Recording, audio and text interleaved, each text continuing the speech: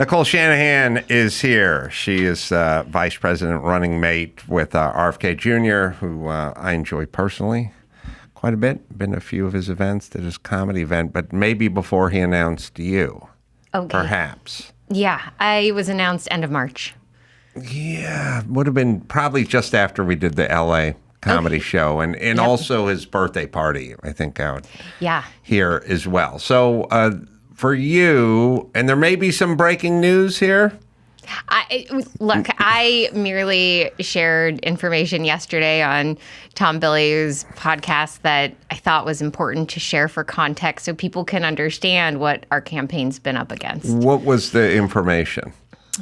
Well, I provided a ton of background. I provided background about the lawsuits, the incredible amount of sabotage we've had trying to run a free and fair race. I thought we were in the United States where we had free and fair elections. But learning over the last 4 months the incredible ruthlessness, we have accomplished something no one has accomplished ever as a third-party candidate. We collected 1 million signatures to get on all 50 ballots. Ross Perot, who mounted the last big third-party challenge, he only had to submit 300,000. Wow. So, it was hard. It was expensive. We were met with all kinds of challenge, but we succeeded. Mm-hmm. And we thought that was going to be the end of it. We thought, okay, well, there'll be some challenges, a few ones here and there. March of this year, we defeated our first challenge in Hawaii. Mm-hmm. And it was great. We kept defeating them one after another. We had 7 wins in a row. And then came New York. And New York was a case that a PAC brought, Clear Choice PAC, which is run by Reid Hoffman and Ron Conway, Silicon Valley elites that designed a PAC specifically to take us out. Could you imagine? No, I mean, I can imagine anything now. Yeah. Because in the last, really ever since COVID came down the pike, I was like, oh, I can imagine everything now in terms of government, PACs or money or interference or lies or what have you. I was not a conspiracy theorist, and I wasn't an anything theorist until about 15 minutes ago. And now I'm sort of like, Jesus Christ, what is everyone up to? Because I was always kind of defending everyone, but and the government, but no longer. But yeah, is this a roundabout way of saying that you guys are going to pull out of the race and support Trump? No announcement has been made. The announcement would come from Bobby. It wouldn't come from me. I view my role as his running mate, and also, I've been self-funding this. So, you as a candidate can self-fund your own campaign to unlimited amounts. So I have been funding our campaign directly on ballot access because there are caps. Unlike the other parties, our maximum contribution limit was $6,600. Whereas if you are a Democratic or Republican Party, you can get tens of thousands of dollars directly to your campaign. You can have these victory funds, which can receive hundreds of thousands of dollars in some cases.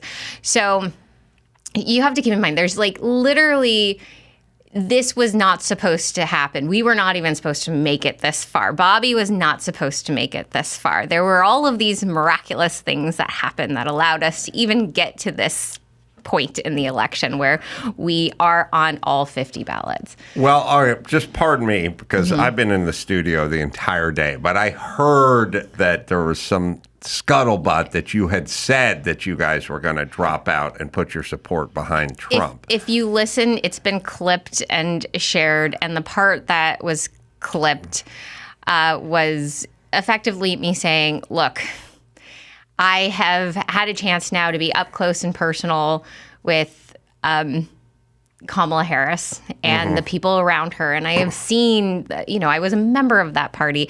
I supported that party. I funded that party with, I think in some, probably close to $100 million over the last 10 years. And I believed what they were telling people about the state of democracy, that they cared. Right. And so I think, given what we have learned, and I think this is really important, because we would never sell out this campaign, ever. It's not what we would ever choose to do.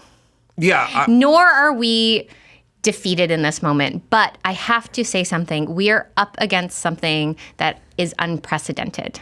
Mm-hmm. All right, but just for clarity, and then Yes. I'll turn the page. Okay. This was out of context, or maybe clipped, or as like we like to call them, cheap fakes these days, or some version of that. But that was not your intention or your statement that you dropped out. My statement was that we are weighing our options of staying in or working however we can with a plan B to ensure that Kamala Harris and Tim Walz do not end up in office in November. Why them specifically? I mean, I know their platform. I know Trump's platform. I like Trump's platform better, but I don't assume that young women from Silicon Valley would necessarily be against Kamala Harris. Someone like you, I would assume, would be more on her side of the aisle, or you formerly were. You contributed, and so on and so forth. Why does she feel more dangerous to you? I have never contributed to Kamala Harris. I'm sorry, but to the Democratic Party. To the Democratic Party, yes. Biden, I reluctantly supported in 2020. Prior to that, reluctantly supported Hillary Clinton. But I will fully take responsibility for being excited about President Obama when he ran. Yeah.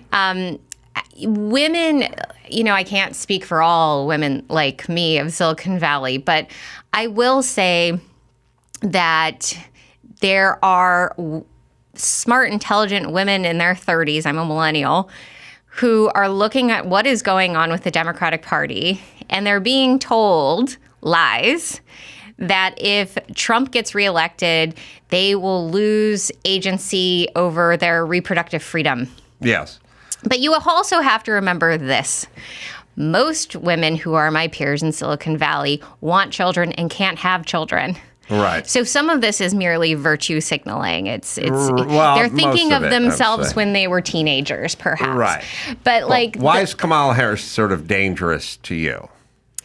I think Kamala Harris is dangerous to me because she is the ultimate puppet for an organization that has, I believe, since President Obama, not actually run real people.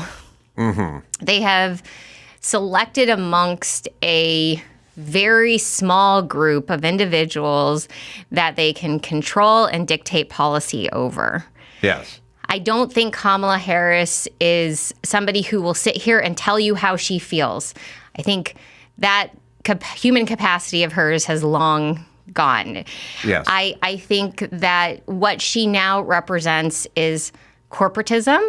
Mm-hmm. She represents a huge amount of cronyism, and I do believe that she is using messaging, and this is the part that worries me the most, is that she uses messaging in a way to get populations of young, unknowing, innocent people to join her on these false virtue signal ambitions and actually take on policies that will eventually really hurt them in the future.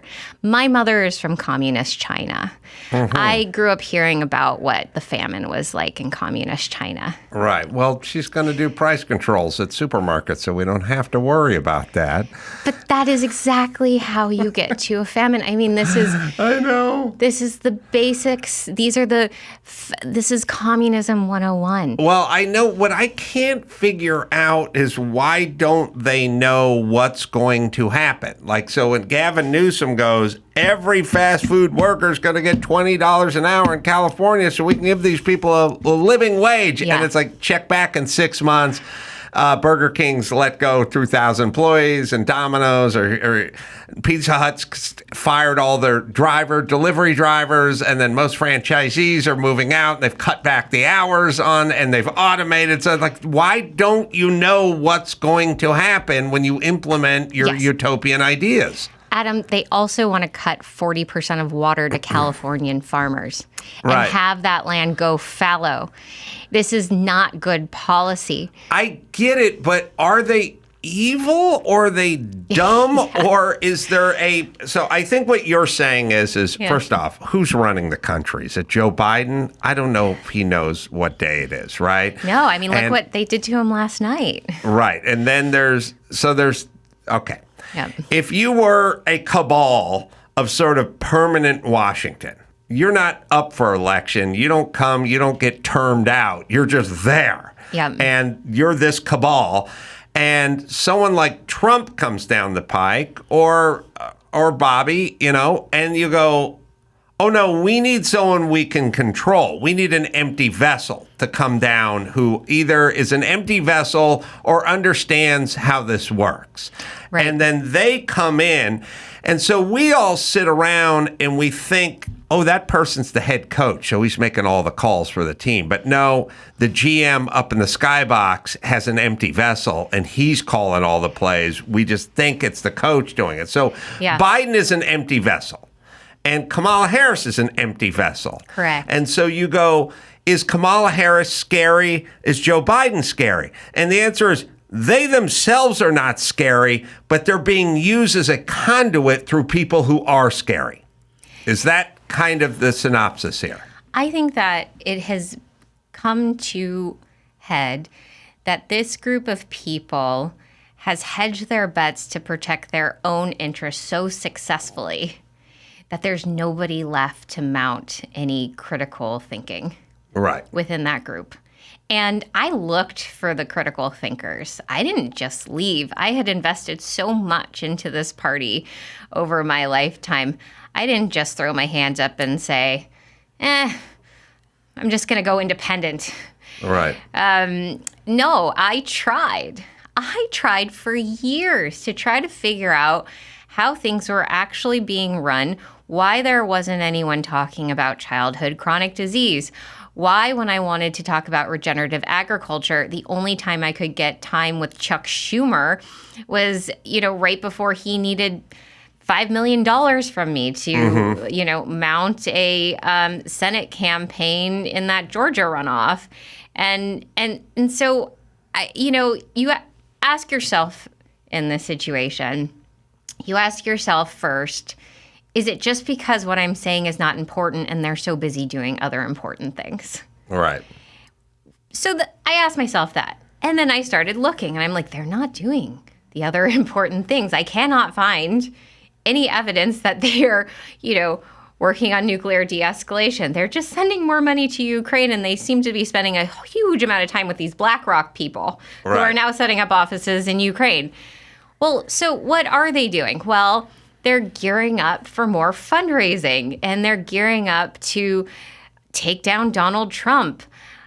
None of this makes any sense to me. Even their messaging on abortion doesn't even make sense. Because the highest court in our nation has said this is now an issue for the states. It's no longer a federal issue. It is out of the hands of the executive office. The Supreme Court has spoken. So they're kind of, not only are they being deceptive, but they're intentionally creating hysteria, and then they're providing false solutions that aren't even something you could accomplish given the current republic that we are in, the rules and the laws and the structure and the way that our republic works. And you ask a good question. Is it evil or is it incompetence? Like, does Kamala Harris not actually understand how economics work? Does Kamala Harris not actually understand what the Supreme Court opinions are dictating? So I don't think, look, I don't know. Let's see. I'll draw an analogy here. But like sometimes you'd see some guy and you see some old picture of the guy from 1985 and he's wearing parachute pants and he's got a fade haircut. He looks like he's in, Prince's band or something. And then you see the guy in 1993 and all of a sudden he looks kind of grunge look, you see a picture and then you see a picture of him later on and he's wearing his Ed Hardy jeans or t-shirt or something. And I think, is that who the guy is, or does he know who he is? And the answer is he's who, whatever, whenever, now. You know what I mean? He doesn't have a look, per se, or a style. His, whatever's going to get me laid in whatever year I'm in, that's what I'm going to look like. You know what I mean? And Kamala Harris, you go, well, she's going to get rid of fracking, but now she's all right with fracking, and she's going to... trying to think of, border sanctuary states or borders or whatever it is that she's gone back on. Borders are. Right. So, okay. Yeah. Whatever it is, she's walked them all back. But she was whatever she needed to be at the time, and now she needs to be something else. So she isn't anything is the answer. I don't think she's evil or dumb. She's just nothing. She's whatever gets her elected. So she's talking about joy now and having dance parties when before she was talking about sanctuary cities and ending fracking. She's just whatever, whenever. And Joe Biden is whatever, whenever. And that's why the cabal likes them, because they just tell them what to do. I mean, it was so funny because, Joe Biden was elected on the promise of normalcy. We're just going to get back to basics here. Just old Joe, Uncle Joe's going to come in slow and steady, and we're just going to get right back to normal because he's a moderate guy and he's right down the middle, and that's the way he's always been. He was moderate until his 76th birthday, 77th birthday, and then all of a sudden he's deep into the trans community and deep into everything else. It's all about BLM. It's all about everything. And it's like, who is this guy? And the answer is he's who they want him to be. I don't think he knows about any of this or cares about any of it. Yeah. So is it Obama that is sort of running a third term through this vessel known as Biden? I have to believe it's the people that have made Obama very wealthy. Obama is now worth, I think, almost $400 million. Obama had no business acumen prior to becoming president. And, given his incredible attractiveness as a stage person, he was very successful. I do think that if the easiest way to follow the money is who has made Obama wealthy. Mm-hmm. Because that's who's controlling things. It's Hollywood and it's Silicon Valley. Now, who is controlling those people? Mm-hmm. And this is the question that I've asked myself because I've been unfortunately very close to it, and I probably know these people better than most. And I will say that it is a combination of, good, well-intentioned people that really do want to do the right thing initially. Mm-hmm. Yeah. I'll speak for myself. Look, I was looking at the prison industrial complex in our country in 2014, before anyone was. Right. And I was introduced to Dustin Moscovitz's wife, Carrie Tuna, who has a very famous philanthropy called Open Philanthropy. Mm-hmm. And she had already been investing in the space. And I was like, let's team up and let's figure this out. Fast forward then a few years and BLM is happening. And I'm like, I didn't invest in any of the things that would lead to BLM. But I will say there's a lot of money circulating around right now in Silicon Valley. There's an insane amount of money. And there are well-intentioned people that then get put into these projects that I think these outside forces then come into and co-opt for other purposes that aren't beneficial to society. So anyways, what I'm trying to say is that we're in a very strange time in which you really need to have incredible levels of critical thinking. Yes. Incredible, like, above average capacity. Well, let's break that down. Yeah. I'm going to ask Joe to come in here and flip on the air, by the way. I flipped it off by mistake. Oh, yes, that would be nice. Yeah, it's getting a little toasty. And the conversation's going to heat up, too. Yeah, if we could just get it on full. There. Yeah. Lower it down a little, Byron. Sorry. All right. So. If you could bring it down to like 70. Yeah, he'll bring it down. Okay. Thanks. All right. Sorry. All right. Now. So you were married by the founder of Google, right? Or to the founder of Google, I should say. One of them, yeah. There's two of them. One of them. So you got an insider look at Silicon Valley. Yeah. Yes. Okay. So we have that. And what you speak of when you talk about Silicon Valley, because you lived in the middle of Silicon Valley. Yeah, I'm an AI entrepreneur. I had a faculty position at Stanford. I'm an intellectual property lawyer that went to I just want to make sure that when you're talking about Silicon Valley, people know that you're essentially have an insider's view on Silicon Valley. Yeah. Now, in terms of people, you're saying they're going to have to be incredibly diligent, insightful, critical. I think you're saying critical thinking.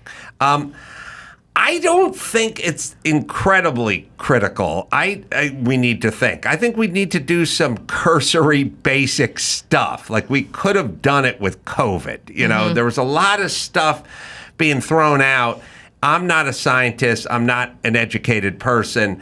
But I kind of went, why are they so angry at ivermectin or hydroxychloroquine when they never heard of it before? Why the big push against it, And then I started saying to, Dr. Drew is hydroxychloroquine. He's like, it's really one of the only medications you can take while you're 9 months pregnant. I said, well, how dangerous could that be if you could take it's been around. How long's it been around? 70 years. Who takes it? Everyone who goes to Africa and everyone in Africa. And I'm like, and it's a killer or ivermectin's horse paste? Like this, it didn't take a great critical mind to blow the lid off of this ruse. It was more just like, this doesn't make sense. I would say the line of questioning you just engaged in compared to what I see in Silicon Valley is actually great critical thinking. Oh, wow. It is, this is what I have seen, and I've heard people starting to remark on it. I'm really happy to hear people remarking on it. But some of the people who still have fallen victim to some of these lies around COVID, who still believe it, who still walk around in Silicon Valley, we have one of the highest rates of outdoor mask wearing. Still. That's good. So just because you've got 3 degrees and you are licensed to practice medicine from one of the highest institutions in our country does not actually mean that you are brave enough to think outside of the consensus. Yeah, agreed. And so when I say something like above average critical thinking, I mean, that was pretty useless of me to say. What I meant to say is bravery to question common popular consensus.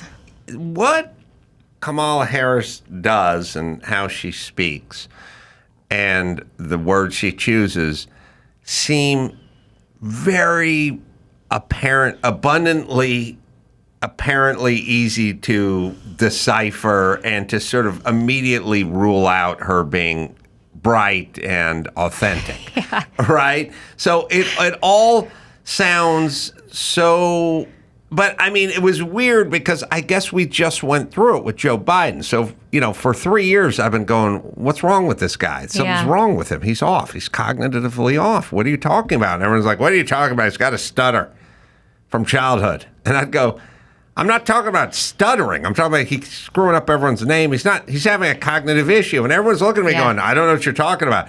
And so Kamala Harris comes down the pike, and I am, issue oriented, let's just say. I'm sort of policy oriented, but I'm not uptight. Like, I'm all for gay marriage and pot and whatever. I'm a liberal too. I'm an atheist. I'm an atheist from California. It was a liberal.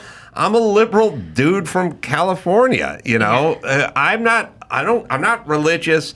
I don't own a gun. I don't own a Bible. I don't have anything. I just sort of call balls and strikes, you know. And I'd like the border tightened up, not because I'm xenophobic, just because it seems like the border's open and there's people coming in who could do us harm, or financial harm or physical harm, and we should go ahead and keep track of that. Like, it's a pretty simple thought.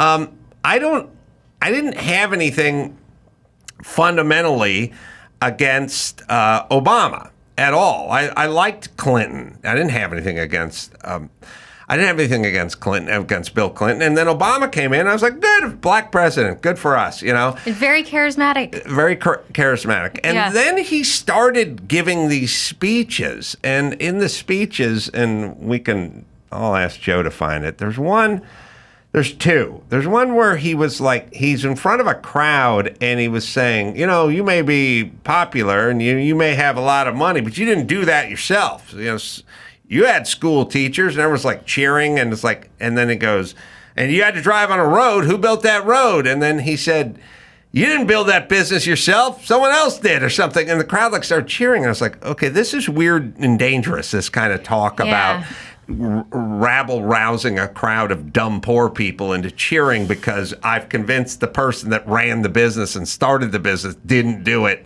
themselves. And by the way, when they don't do it themselves, it makes the government in a better position to come in and help relieve them of their burden of their business that they started, you know, because everyone who's rich doesn't pay their fair share in taxes. Nobody started their own business. Well, good. If they're just bad people that didn't start their own business, then why shouldn't the government come in? And then he gave another speech, Joe, where he goes, at a certain point, you have enough money. I mean, when's enough? You got to have a certain point. Back, that's when his net worth was, $12 million, not $400 million, and he was only on his third house, not his seventh house. But I started realizing, this guy's a dangerous, and he's a race hustler too, because he goes to, I think he went to Japan. He was apologizing for Hiroshima or Nagasaki, and he's like, "We got our own problems, we got Ferguson, Missouri. Well, Ferguson, Missouri was on fire because somebody said, 'Hands up, don't shoot,' and a white cop shot a black guy. But that wasn't the story, and his own DOJ figured out and pressed no charges because the guy, the gentle giant, was attacking the cop when he got shot, not walking away with his hands held in the air. So he went, and he's a race hustler too. So I'm like, he's a bad guy in a great package, a very palatable, smooth package. And we got kind of fooled by him, but very fooled. I mean, he set up the largest money laundering scheme with the Obamacare program that in modern history. I mean, the trillions of dollars going to big pharma and insurance companies. He bolstered up spend into healthcare in ways that we had never seen before, and not like effective healthcare either. So you're right. He was one of the most charismatic people who was capable of pulling off some of the most underhanded programs and norms. Right. And so Kamala Harris seems like a less skilled version of him. If you're going to have really bad policies, you better come in a really pretty package, and he came in a really, I say pretty, but what I mean is a very palatable, polished package. So he could take his shit ideas and we would gobble it up. Her package is not as polished. Oh, and they know it too. They've been planning her debut for months. People think that this was all of a sudden Biden after the debates wasn't qualified to run for re-election. That's not true. They knew that, as early as the beginning of this year that was the plan. There was already talks of Kamala Harris. And the only reason it's Kamala Harris is because of money, because she's the only one that can take the Biden Victory Fund dollars, which is, hundreds of millions of dollars, and use it in this election. So they've been prepping on her public persona 180 for a while now. Mm-hmm. And they've hired the best of the best. They are directly paying young influencers. Mm-hmm. Right. This is like, I'm estimating her debut right now, total spend to be close to $160 million. Really? Oh, yeah. This is like the breakthrough Hollywood launch of all time. I mean, this is like Spielberg level production. Mm-hmm. It's look at the impact it's had, and people think that this is all grassroots and organic engagement. None of it's organic engagement. This is designed. It's one of the biggest media productions I think we'll ever see. Yeah. Do you think she's going to sit down and give an interview and be asked any questions ever? Like a one-on-one where it's like you don't know the other person and if they're going to be tough on you kind of interview. I mean, she has sat down on these panels with other Democratic Party donors. She was on a panel recently, I think, even with Laurene Powell Jobs, Steve Jobs' ex-wife, where she talks about wokeism. Mm-hmm. And even I think I saw Lorene's face and she was kind of like, because, Laurene is somebody who also went to Stanford, really smart, married to Steve Jobs, really well-intentioned around immigration. I think she's just starting to wake up to realize what she has funneled hundreds of millions of dollars into is not the kind of immigration that she was envisioning. Right. I think we have the Obama, you didn't build that clip. This is, okay. I don't know, what is this, 8 years old? I don't know, 9 years old? I'm trying to... Well, we'll always try to find the date, but I remember this scaring me, but the part that scared me was the reaction of the audience, less Obama, but Obama's horrible. If you were successful, somebody along the line gave you some help.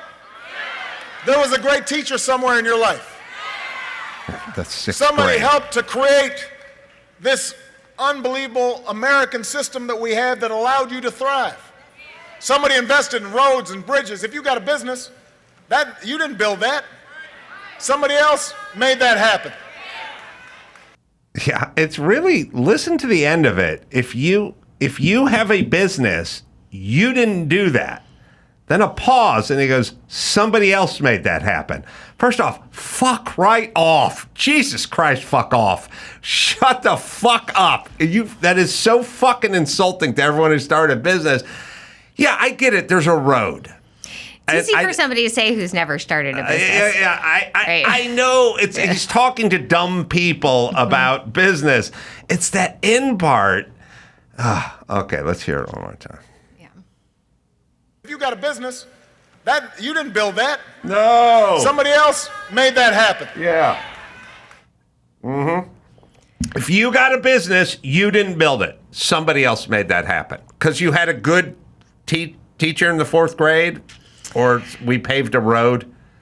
Yeah. Oh, God, he's quietly horrible. Well, again, but shrouded, right? Shrouded in this intelligence, this perfect enunciation.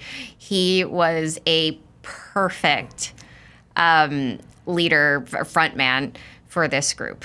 Yes, perfect. So just perfect. But I will say Kamala is a very hard sell. I was even talking to other donors before I had left the party, and they were really concerned. No one was really confident or excited about Kamala. What do you think's wrong with her? Like, I was talking to Dr. Drew earlier today, and like people are saying, oh, she's an alcoholic, like she's drunk. And I go, I don't know what she is. I have no idea what she is. I cannot confirm whether or not she's an alcoholic, but I will say that anyone who waves over their head and considers that the data cloud is literally over their head like a cloud is not qualified to run a country in 2024. Well, she also sits there and talks about equity versus equality and how it's not equality that we need because not everyone starts in the same place. And it's like, you're talking about communism, baby. I mean, that's really what you're talking about. And she's talking about the government will take patents, and we'll this notion of every time their approach to fixing inflation is we're going to stop everyone from price gouging. Well, and to claim that farmers, I mean, if you spent 2 seconds doing your job running for office and actually went out into this country and spoke to farmers, you would realize that these are some of the people who are struggling most right now. Right. And to then go on stage and say that these poor family farmers who are putting healthy, good food on our tables are price gouging. Yes. They have the highest suicide rate because the government has done nothing to support them. They are working season after season against incredible odds to put healthy food on our tables. Yes. I mean, I think that anybody who has any sense of how the world works. And this is why I really worry about the young people, the sick people that they're preying on. Their base is young people who haven't really looked at some of these things, people who I think are not unwell, like physically unwell, people that they've scared into thinking that Donald Trump is going to turn this country into the Handmaid's Tale. I mean, these are individuals that deserve an adult in the room talking to them. Yeah. They need an adult in the room talking to them. Instead, we have predators talking to them. Oh God, it drives me nuts. Yeah. If you take Biden, you can do it, Joe, but I think I did the math. If you take Biden's age and Tim Walz's age and Kamala Harris's age, and you add them all up, you will get to 200 years and zero private sector work. Wow. You are running the largest economy in the world, and all three of those people have 0 minutes in the private sector. That is insane. Yeah. That's just that concept alone is insane. But that's what Obama's talking about. You didn't do that. Somebody else did that. Like that. Again, if you have a farm, a family farm, thinking you didn't do that. My grandpa didn't come over here and till this soil 150 years ago. Really? Someone else did it? The hardest job. It's God's work, growing food for people, and to say that farmers are price gouging on food and we have to cap them is a death sentence to these farmers who are already on their knees. We're exactly 200 years of combined zero real world experience for those three nut jobs. So good on that. Okay. Should be great. Well, here, Adam, so you asked me earlier if, we're making a formal announcement about dropping out and endorsing Donald Trump. Look, we cannot let Harris and Walz into the White House after November. We are hurting as a country. We have historic inflation. We have real historic debt. And New York Times just published today that Biden, or whomever is around Biden, has been working very hard to prepare our country for nuclear war with Russia, China, and Iran. This is no joke. We cannot have individuals who are making a mockery of democracy running this country. We cannot have unserious individuals in the White House right now. We have to have people who really understand the dignity of life and sovereign liberty running this country, not ones that are throwing around these communist notions like they're no biggie. These are big deals. Famine under communist regimes kills more people than the Hiroshima bomb did. So this is not a joke. We are not a vanity campaign. We're not a spoiler campaign. We went into this campaign to win. Yeah. And we looked at the numbers, we ran the models, and we could win. If this were a fair and free election, we would win in November, without doubt. 71% of Americans want a viable third-party option. And we delivered it. Yes. 51% of Americans in the recent Gallup poll are registered as unaffiliated independents. Right. That number is going up day by day. No, agreed. Why? Who has stacked it against you? Is it the Democrats or the Republicans or both? Exclusively the Democrats. Why exclusive? What has motivated them? What has motivated them to keep us out? Yeah, well, I mean, why wouldn't both parties want you out equally, or is it because the Republicans assume you'll take more votes away from the Biden There's a side? difference between wanting us out and deploying tens of millions of dollars to take us out through sabotage and subversion. Yeah, tell us about that. All right, let's just talk about the media. Yes. Bobby, you met him. He will go on anybody's show and talk to anybody. Yes, of the mainstream media outlets, he was only invited on once to CNN. Right. And that was an Erin Burnett. She had a whole hit piece ready to go right in front of her, walked him through gauntlet by gauntlet by gauntlet. He didn't get a chance to talk about one policy stance. Right. Not one. The polls. You've heard of Nate Silver's polling company, I think it's 531. Yeah, I think he's going to be on this program at some point. Okay, great. Well, he ran this polling company as a private company. We look at these polls, we think, okay, maybe they're independent, objective. And then you realize Nate sold his polling company to Disney and ABC. ABC is 100% aligned with the Democratic Party. Yeah. And they do things in these polls to rig them. In some of these polls, you can't find Kennedy's name unless you click 3 drop-down menus. Right. Well, listen, they're all in on everything all the time, but I can't figure out to what end. Like, what is so attractive about Kamala Harris, for instance? If I was Disney, I would think, it actually like Trump in there. Maybe I could get a break on the corporate tax rate. Well, I mean, are you asking what is the ultimate motivation? Yeah. But by subverting democracy. Is it always just money? To protect these interests. I think money is the reward, but I think that there are other interests as well. And I think that some of these are along the lines of control and subscribing to an understanding of what humans are. And this is going real deep, but if you subscribe to the fact that humans cause climate change, for instance, and that humans, if left to their own devices, will destroy everything. That humans are, out of control and need a big brother. Right.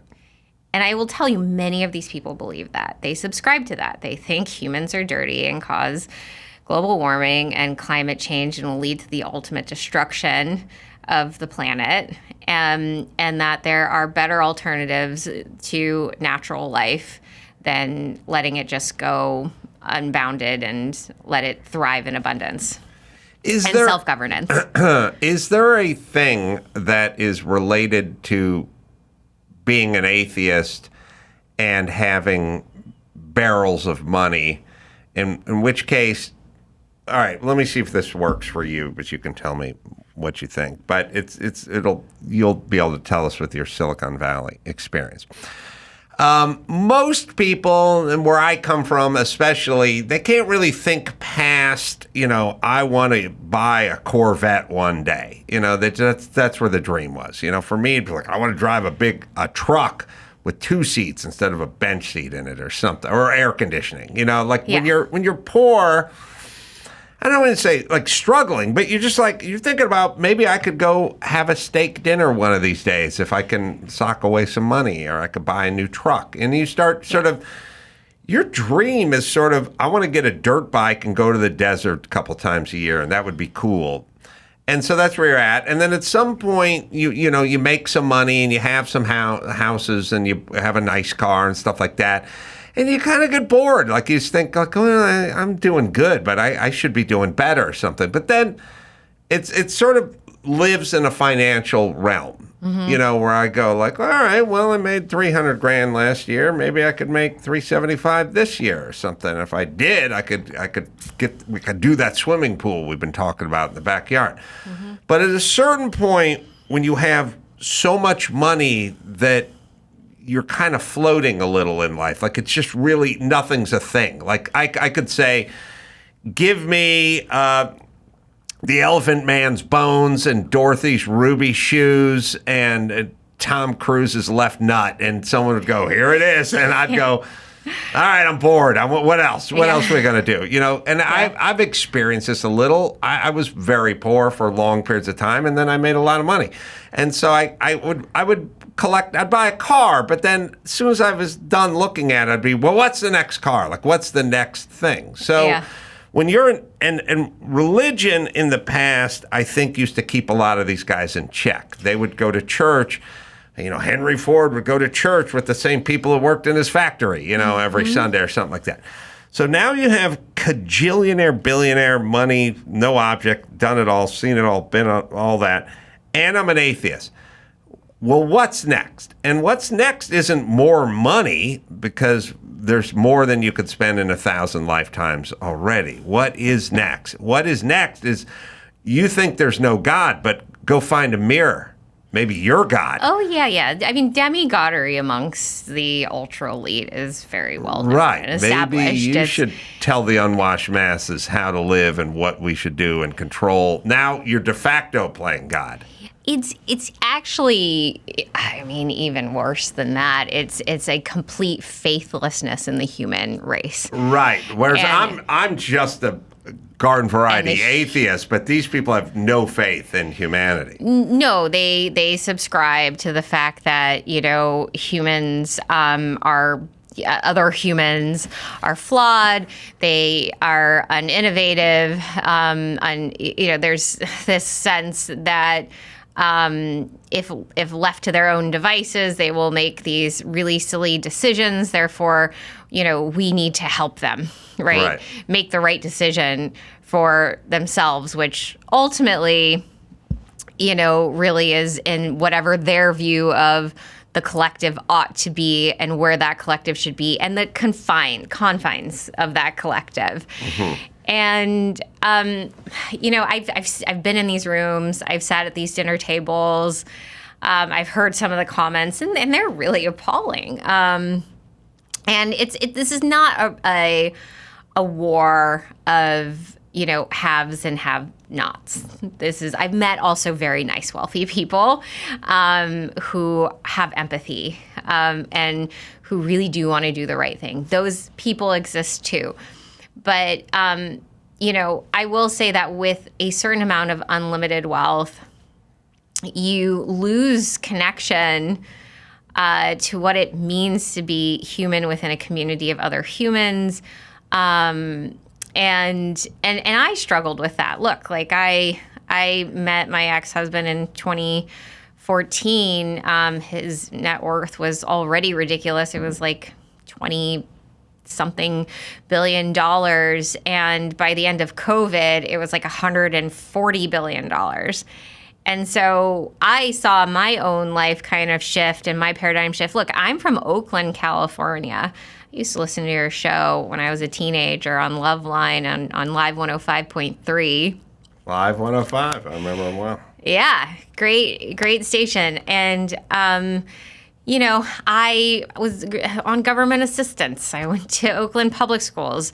When I got into a Catholic school in high school, I thought I had hit the lottery because I was going to be able to learn stuff and maybe might have a future to get out of Oakland. And so that is the person I was, right? Grateful, always wanted to do the right thing. You do the right thing, you get your paycheck. I remember at one point at the age of 23, I was making $58,000 as a paralegal, and I was like, I am rich. Right. And I have made it. But I never, there was never ever a goal of, I'm going to invent this thing that's going to make me, crazy wealthy, right? There was no goal I ever had of being, the next Bill Gates. In Silicon Valley, however, that is the goal of kids. Be the next Bill Gates. Be the next Sergey Brin and Larry Page. STEM is God. Literally. STEM is held at a higher regard than any other spiritual thing or hobby or joy. Right? It's STEM. Right. And, that is the path to success. There's no other path to success. Don't bother. Solve a real problem. Become famous for it. Become a legend for all of time. And yes, you will be rewarded in likely hundreds of millions of dollars, if not billions of dollars. So that should be your trajectory. That is the ultimate goal. And when you live life like that, you will find yourself remarkably productive, working as hard as Elon Musk does, sleeping on the floor of your office, eating irregular meals, getting very little sunshine, and exercising hardly ever. And definitely not listening to Loveline to try to figure out how, to go on a great date. So this is a world of paradigm that idolizes something that is actually inhuman. This is not a human goal. STEM and technology, that is not a human goal. That is not a human idol. Well, we've eliminated a lot of facets of life that we were meant for and that keep us healthy. On a basic level, like outside, vitamin D, sunshine. So everyone said, cover up, put SPF 70 on, and don't go out in the sun, and stay in and stay out of the sun. And we're like, all right, but we need sunshine and movement and vitamin D. And we need tasks, and we need hobbies. And I don't mean making money as a hobby, I mean like stamp collecting or building a ship in a bottle. Like when people needlepoint, people had hobbies, going out in the garage and restoring an old car with your son, building a tree house, like real basic shit that everybody who made money just eliminated it from their life. And I would have conversations with people all the time. They go, the dog walker's coming by at 3, and then we got the organizer coming by, and I'd go, you go walk your dog. And they'd go, I'm not going to walk my dog. I got to let the guy who does the car detailing come in. I go wash your car and do it in your driveway. They go, she doesn't have to wash your car. She's rich, And I go, it's for her brain. You need to do these tasks so you stay sane. And we've gotten away from walking your dog and washing your car and organizing your own closet and farmed it out to everything. And people are like gnawing at their own skin now. Like they're on. Everyone's on some medication, some mood altering something, some serotonin reuptake, whatever. They're on tons of medication. They're chronically unhappy. They don't feel a sense of satisfaction. And then when I suggest, don't hire a painter. You paint your own den. Do it yourself. Yeah. Go to Home Depot. Go buy the paint. Look it up online. They're like, what? She doesn't have to do her own. He doesn't have to. I'm like, not to save money, to stay sane. Yeah, I mean, there's studies that actually show that when you work with your hands, it increases neuroplasticity, which allows you all kinds of benefits, including, ironically, critical thinking, which we were talking about earlier. Yes. So all of this very myopic kind of thinking, like carbon myopia, right? Where like carbon is the enemy or atmospheric carbon is the enemy. And rather than thinking holistically about it, this idea of holistic thinking is considered pseudoscience in Silicon Valley. Totally considered pseudoscience. It was their easiest way to knock me out of any credibility when I joined RFK's ticket. Was they started calling me pseudoscience. And the reality is that if you actually piece together the actual parts of science and say, hey, create a more dynamic picture of what you're seeing versus having myopia around just one piece of it. So do you think, because I've been talking to Dr. Drew about this for quite some time, have really been thinking about the fact that we're in a digital world now, and that a lot of work is digital. It's not working at a logging camp or on a farm, you know. And I started finding that when I was talking to people that did work with their hands, that they also were clearer thinkers. Like they had they solved problems easier.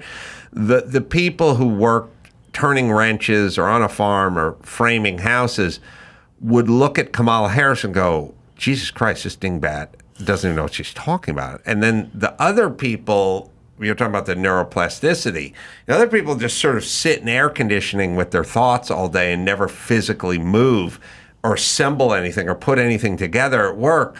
They're living in some sort of malaise of ideas that'll never work out, but they're sort of utopian, you know, like everyone needs a seat at the table and should be treated with dignity. And, you know, like I was listening to Jill Biden at her DNC speech, and she was like, you know what, Joe got to the office and he said, I'm not leaving anyone behind. I'm leaving nobody's being left behind. It's like 3 people OD'd on fentanyl since he said that statement, and 4 people killed themselves. So who's he not? What do you mean he's not going to leave anyone behind? Mm-hmm. He's not in charge of who gets left behind. So I'm wondering if there's a connection between the sitting around in air conditioning on 100% on the seat and being on a diesel mechanic, like on the road. I mean, it was no more apparent to me than, and again, this is why politicians are not actually doing the work. I've been a politician for 5 months, and I wanted to do it the right way. So I went out there and I met with people, and I will tell you, what you just outlined, you can find like on hour 3 if you just go out and talk to, seek out a fisherman. Right. We were in Maine. We sat down with 2 fishermen who run their own boats, own their own boats, and run just these small operations, which they live off of well. And you sit down with them and talk to them about the regulators. Right. Who have never fished a day in their life. No. Right. And, you know, these are guys trying to walk me through all the regulations that they have to master in order to just go out every morning and do their job. Right. A job that's been done for generations right. in this country. And you're entirely right. Those regulators that have never spent a day in commercial fishing in their lives, that are sitting around thinking through how to regulate these fishermen, it's all hypothetical. And they are listening to these experts from these think tanks that are funded by, you know, the Bill Gates types, who also have never fished a day in their life. Right. Who somehow expect there to be such great, clean fish on their plate, but are now creating artificial fish for everybody else to eat. Right. So this, you know, this disconnection with each other, right? This disconnection from the reality of the work, the disconnection from the way the ecosystems actually work, because the regulators don't necessarily understand the ecosystems either. The scientists they're talking to are working within these sandbox environments of ecosystems. They're not actually out there day after day after day. Like farmers and fishermen and the people actually producing food, they understand our ecologies better than some of the top scientists I've met at Harvard. Yeah. I hope you explain to those fishermen that Obama told them that they didn't start that business themselves and somebody else did that for them. I hope you express that sentiment to those guys. I would never, because I actually care about the people of this country and I hope, you know, I wake up every morning in this role and I want to have integrity. Yeah, so the question, I mean, as we, you know, so I could talk to you for several hours, but we've agreed upon about an hour, so we're there, but we'll have a hard hour. We didn't even get to talk about Loveline. I'll talk about it. Tell me, shower me with praise. I can take it, but I'm going to cut you off at the 22-minute mark. Go ahead. Okay, great. Well, I just wanted to share with you, you know, I've met a lot of famous people, a lot of celebrities, but there's not a lot that will, you know, bring nostalgia when I think about that individual. And you and Dr. Drew, I get to meet Dr. Drew tomorrow, really do ignite some nostalgia in me because I didn't grow up with engaged parents, and I loved Live 105.3. It was like my favorite outlet for all things culture. Were they playing like new wave music or something, or progressive rock or whatever they're calling it? It was like alternative. It was like alternative rock. Like rock. Yeah. And then you guys would come on, and my mom was like a very conservative Chinese woman who worked multiple jobs, wasn't available to like really give me the birds and the bees lesson. And so I would tune into Loveline and listen to you and Dr. Drew.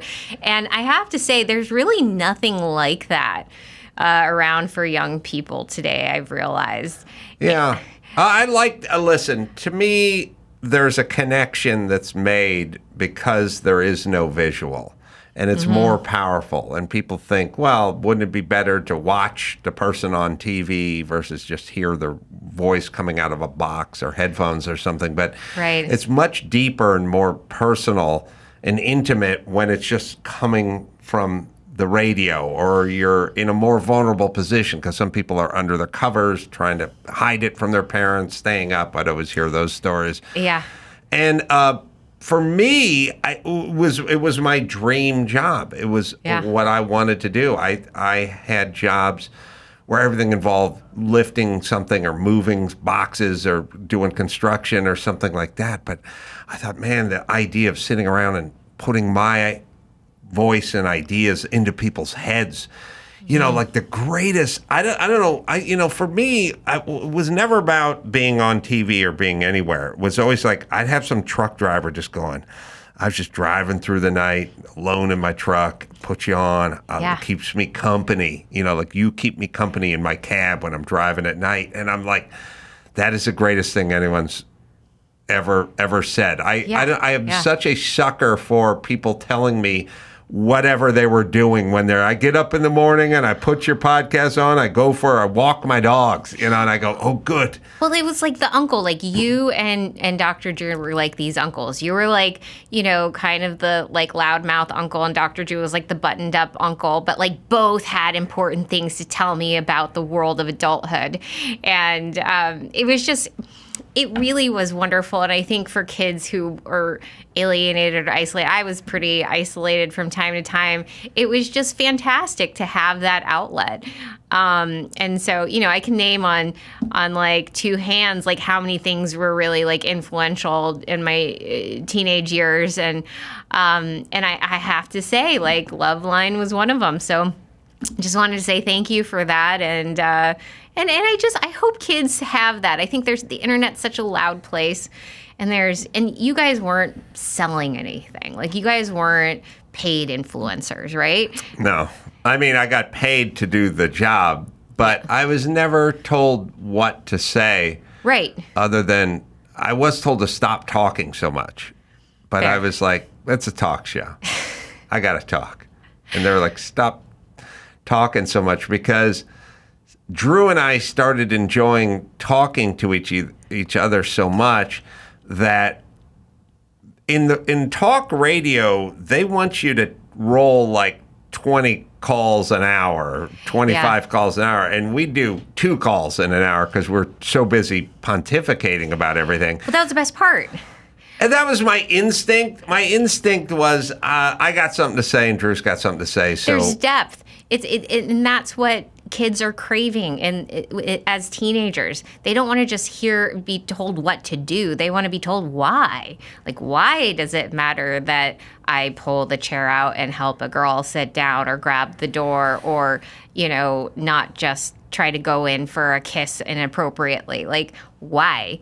And what makes it inappropriate? And you guys would unpack it all for us, listeners, and it would really make sense, and it really helped dignify something that is very challenging for many people, which is like puberty and like coming of age. It's like a very undignified process to go into this world, become an adult, and not know how to do it. Yeah, and I agree with depending on your parents, no conversations or, explanations. You just kind of go through it, And Drew started doing Loveline for free. He did Loveline for free I'm just setting the table because you're going to see him tomorrow. But yeah. He did Loveline for free for probably a decade almost. Right. Before syndication, before Live 105. It used to just be on Sunday nights, 10 to midnight, or maybe midnight to like 2 or something, Sunday nights. And I was a fan, and I would listen. And I would listen to Loveline just like you would listen to Loveline. Mm-hmm. And so by the time I got into some position where I could have some shot at doing something on Loveline, I felt like I knew it well. I would be listening, thinking, oh, here's what I would do. Here's what I would do. I would do this, And so when I first got there, I was like, Drew and I had never met, but I felt like I knew Drew well. Mm-hmm. From thousands of hours of listening to him on the radio. And I think that's, I don't know the cast of Friends exactly or who they are. They played characters on TV, but I knew who Drew was because he was himself. He was himself, right. Yeah. And I think that's the connection. I think knowing the person is who they are. And there's people who do radio who don't totally do themselves, but Drew always did himself, and so I felt like I knew who he was. And when everyone asked, what's he like, what if everyone said, what's Drew really like, I go, listen, if you listen to him, then you know exactly who he is. And I'll be honest, I hadn't followed you guys for the last 2 decades, and you reemerged on my radar as political commentators. Yeah, well, I guess we were politically commentating back then, too, in its own way. Like, we were pushing for the morning after pill, and Drew was pushing for AIDS-related stuff, And back then, it would be the religious right who you had to do battle with. Those are the ones who were sending letters to the stations and trying to get you suspended or canceled or something like that. Mm-hmm. Seems quaint now, because now all the cancellation comes from the left. Isn't that weird how that happened? That is such a weird thing. Yeah. I mean, literally, when I started, the only attempts at cancellation came from the religious right. It's interesting you say that, because I looked you up yesterday, and they have you now branded as a MAGA guy. Which is like mind-blowing, because I only know you as Adam Carolla and Dr. Drew from 2002. Well, they can. Their whole thing is they paint with a pretty broad stroke. You know what I mean? And all you have to do is disagree with them on one subject, and you become, deep MAGA guy. And then they also do this stuff where they're like ultra right wing, and it's like, how come there's no ultra left wing? No, I'm like, if Adam Carolla is ultra right wing now, I am literally living in an inverted simulation, because it's like it doesn't make any sense. I mean, I learned about the Plan B pill from you, and from Dr. Drew. Yes, so I'll give Drew more credit. Yeah, you're from Dr. Drew, but from your show, and you were. If you're right wing, then and this is my problem right now with the way that the left is rushing to brand everyone and cancel them, is that they don't even make sense in what they're using to cancel people. Right. They should be more precise. Well, they get over their skis all the time, because it's like Dave Rubin always said to me, and it always stuck in my head, but he's like, he was at the Young Turks, and he had this epiphany because he was gay and very left-wing and progressive. And he was like, how could everyone who disagrees with us be racist? Everyone. Right. Like, how could everyone just be racist? They just disagree. We're talking about some tax policy or something. Why is it racist? Or like, I disagree with you on them on a bunch of COVID stuff. Why am I racist? How is it everybody is racist and homophobic and misogynistic, and we're talking about COVID? You know what I mean? Like, it's an impossibility. There's this many racist people in society. Yeah. So everyone is like hard MAGA or something, and all I want is a secure border. Why does that make me Hard MAGA. And by the way, if you had a decent policy about some of this shit, then I'd definitely be cheering for you. But I'm not hearing any of that. Yeah. No, they've lost entirely any credibility to be able to have a thoughtful discussion of why they're upset with you.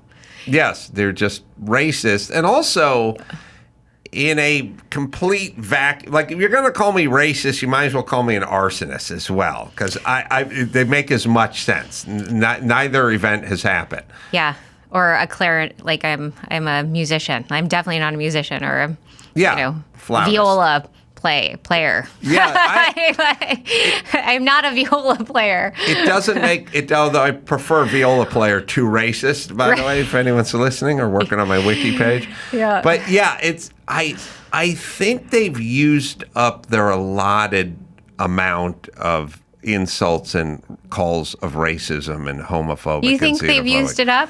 No, they haven't used it up in that they're going to stop doing it. Mm-hmm. They're going to keep doing it. That's all they do. But what I'm saying is it's a kind of boy that cried wolf kind of thing. Like, people have had a saturation level with this stuff that I no longer listen to them or believe them. And here's basically what I'm saying. If everyone's a racist, then no one's a racist. You can't just call everyone you disagree with racist. And that's the risk they run, right? That's my concern with the anti-Semitism slurs getting thrown around, is that if everyone's an anti-Semite, then, the real ones we won't actually be able to point out. Weed them out. Group. Yes. And so the thing that I find interesting is that if you did, I'll tell you why it's overused, the racism thing, or how it is.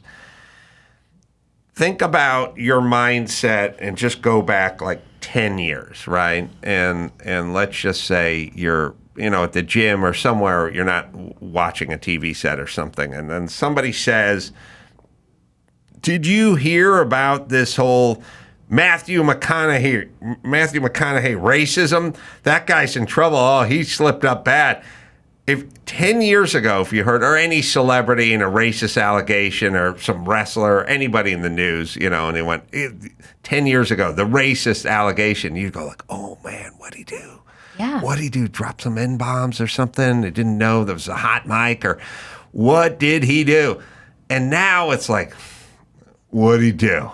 Say he disagreed with Kamala Harris? Yeah. Is that now? See, now, if someone says, "Did you hear the sports commentator made this racist?" I just roll my eyes and go, "Yeah, let's hear it." I'm sure it's a nothing burger. Yeah. 10 years ago, 15 years ago, if somebody said that, I'd be like, "Oh man, what'd he do? What happened?"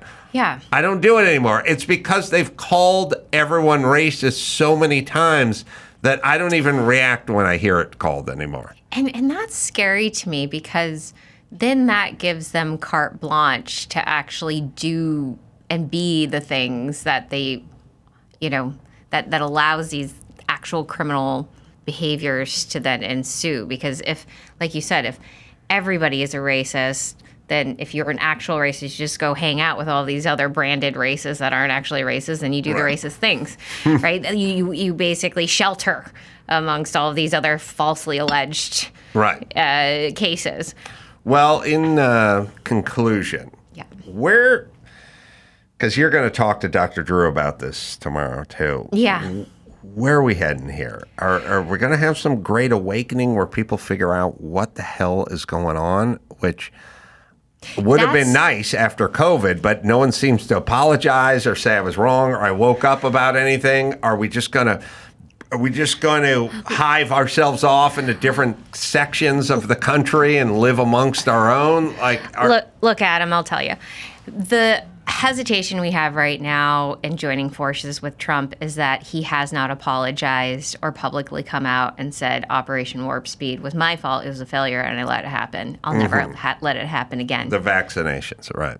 I mean, all of it. Right. The lockdowns, letting Fauci and Francis Collins run the show. Yes. The firing of the other folks at the NIH and individuals at the CDC that were censored. I mean, there was a lot that happened under Donald Trump's watch that should not have happened. Yes. And cannot happen again. And if we are going to put our bet with him, and we have not confirmed anything, but we need absolute assurance that he, this is a tough one. We've got people who just will never trust Trump because of that, who voted for him twice and will not vote for him a third time because of those decisions. Let me offer this excuse for Trump, even though I don't want to feel like I'm defending him. I think Trump got in way over his head. Like, he did not know the deep state. He thought he was just going to show up, put his people, and start running things the way he wanted to run them. I don't think, understood the forces around him that were working and conspiring against him. I don't think he understood what I would call the deep state. He just thought he was going to come in there and shake it all up. He didn't realize, I thought back on this scene. There was a great scene in Casino, the movie Casino, which you should see if you haven't. And there was this I've seen it a while ago. Great scene. I'll rewatch. Robert De Niro, and maybe you can find it. It's tough.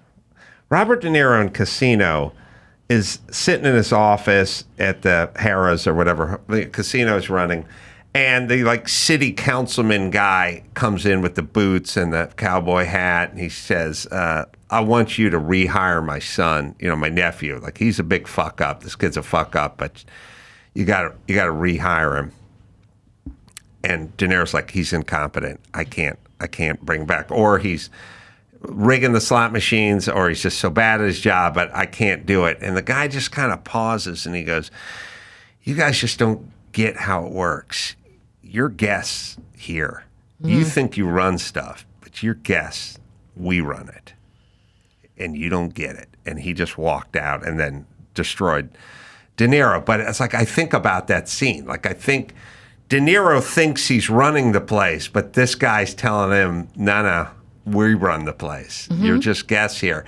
And I feel like Trump walked in his first time in the Oval Office, and I think he thought he was going to run stuff, but I don't think they thought he was going to run stuff. And I think when it came to Collins and Fauci and those people, I think there was a time when Trump thought, well, A, they're trying to do the right thing or something, and B, I want to be popular. Everyone will go nuts. If I fire Fauci, everyone will turn on me, and maybe if I say, let them do it, they can somehow, I'll curry favor with CNN or something like that.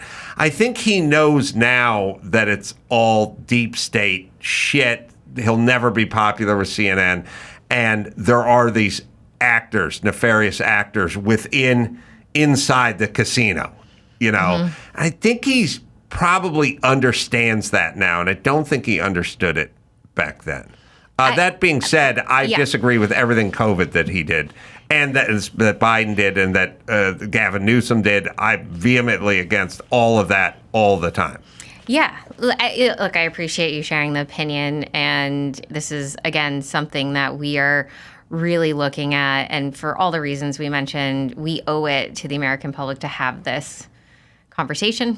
Yeah, I agree. And to voice our opinions, and our job is to listen. Do we have that scene, by the way? Yeah. It's a great picture. It's really De Niro's Trump, and the deep state is the actor who's from the Nevada Planning Commission or City Council. He's your brother-in-law, and I do want to help you, and I like to do favors, and I know who you are, but I cannot do that. Well, could there be any position farther down the trough? I'm sorry, I can't do anything. He's too incompetent, and the bottom line is he cannot be trusted. Okay, thanks. That's it. I'm sorry. Mr. Rothstein, your people never will understand the way it works out here. You're all just our guests, but you act like you're at home. Let me tell you something, partner. You ain't home. But that's where we're going to send you if it hair lips the governor. Thank you for your time. No problem. Sorry. You bet. Yeah, now you hear Chuck Schumer saying to Rachel Maddow, I don't know why you're screwing with the FBI and the CIA, because they got 100 ways this Sunday to ruin your world. He's saying it into a hot mic, and that's what was... That was Trump. You're right. We're up against a lot. You're up against it. We're up against a lot. At least we had Loveline, baby. I'm going to tell people to go to www.kennedy24.com and see where these guys are going to be. Like I said, I've gotten to know RFK Jr. a little bit, and of course Cheryl as well. I knew before. So authentic. Just the real deal. My God. I don't care if you disagree with some of their policies. At least they know what their policies are and have policies. Very clear vision. Very clear vision. Nicole, was nice. Nice thanks chatting for having with you. me on. Appreciate it. And if you ever want somebody on for a love line to take calls, I would love to join. I would love to have you. Tell that to Drew. Okay. So until next time, I'm Carolla for Nicole Shanahan saying, mahalo.